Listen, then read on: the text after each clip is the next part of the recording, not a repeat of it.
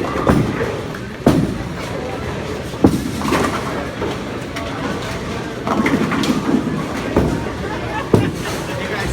Back to Life Sneakers.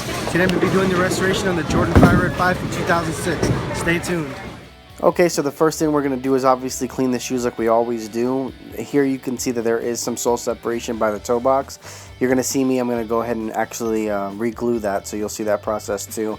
And it just basically needs some paint on the midsole. That's the only thing I'm really doing to this shoe, except for, going to clean the upper. I'm not going to remove any of the yellowing from the netting or anything like that, or actually the bottom of the shoe. I actually enjoy the yellow. I like the age look, so I'm not going to go ahead and try to re-ice them or anything like that, so don't expect that in this video. Okay, so before we actually get into the cleaning part, I'm going to go ahead and just show you the sneaker cleaner that I'm using. You can pick this up from pretty much any shoe store. I think I've spoken to you guys about this many times before. Foot Locker, Champs, Foot Action, all of them, you can pick this sneaker cleaner up. So let's go ahead and start actually getting into the scrubbing process.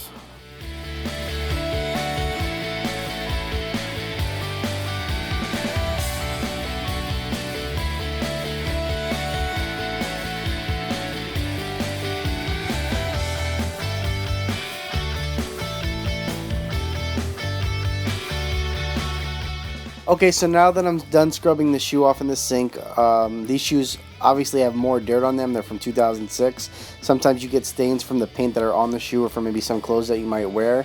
If you actually have this problem as well, you can go ahead and grab alcohol pads or just toilet paper or a napkin and put alcohol. That's going to eat up any of the dirt that you couldn't get off during the scrubbing process, especially like little scuffs from paint or anything like that. Sometimes denim jeans can leak onto the white parts of your shoe, so you can use that. And if you can't remove any of the paint with the alcohol pads or napkins with the alcohol pads, you can actually go ahead and use acetone, but be very careful. I would try to dilute it if you can, just a little bit, because acetone will really eat into the paint, and you don't want that because it's just going to ruin the shoe.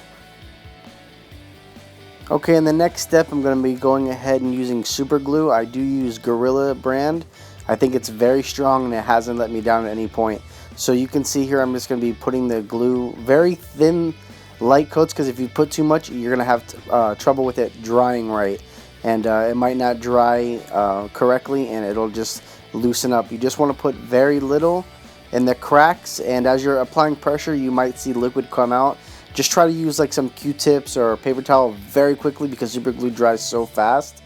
So you want to go ahead and just like clean up any excess that comes out, and if you can clean it quick enough, you should be fine. Or just, like I said before, put just a little thin line and then hold it in place, and then you should be fine. Let it sit for about a half hour or so, and you shouldn't have any issues, because this is, in my situation, it's such a light gap, so though it'll work out perfect. Okay, so now that I'm done using the glue, I'm going to go ahead and use acetone and clean off the midsole. It's not only going to clean it, but it's going to take off some of the original paint. I'm not going to go too deep with the acetone. In other videos, you can see me like really going real deep with acetone and removing everything. For these shoes, I'm not going to do that. They're already kind of brittle with the midsole, so by using acetone, it's just going to eat more and more at the rubber, and I don't want to really lose out any of the quality of the rubber. So I'm just going to go ahead and remove some of the top layers of the paint, and then I'm going to go ahead and just add the fire red and the flat black, and then I'm going to use some acrylic finisher, and that should pretty much be it. Alright, so like I said just a minute ago, I'm just using flat black and fire red from Angela's Paint.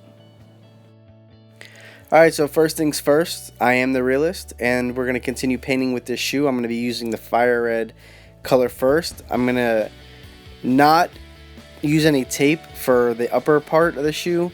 If you are not good freehanded, I'm pretty good freehanded, but if you're not, you can tape up the upper and just go ahead and use it against the lining of the rubber midsole, and start off with the fire red first, because if you happen to touch anything else as far as like the black parts of the shoe, like the shark teeth, the black can cover right over it, so you can actually get a perfect red paint job first and then use the black right over, because it's darker and you won't be able to have to worry about the red seeping through to the black part. It actually works in reverse. So go ahead, use the red first and then use the black right on top of it. Okay, so this is the first layer of 3 layers that I'm going to be doing. Like I said, you can go ahead and use the red onto the black. It's not going to matter because the black paint is going to cover the red. This is pretty much how it should look once you're done. And here is now the finished product with the black and the red fully done. The only thing I'm going to be doing next is adding the acrylic finisher, which you can also pick up from angelusdirect.com.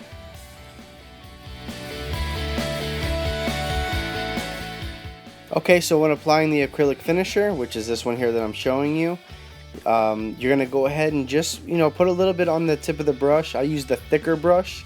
I don't know what, how the, if they work by millimeters or what they work by or whatever gauge it is, but it's a big one. So just go ahead and you can either add the acrylic finisher into the cap and then just use little by little and just put it all over the midsole. It's gonna bring back that shine just like how it was on the original shoe. And not only is it going to bring the original shine, but it's going to help you from not having the shoe get cracked as far as the paint, peeling off or anything like that. So you want to make sure and definitely use an acrylic finisher.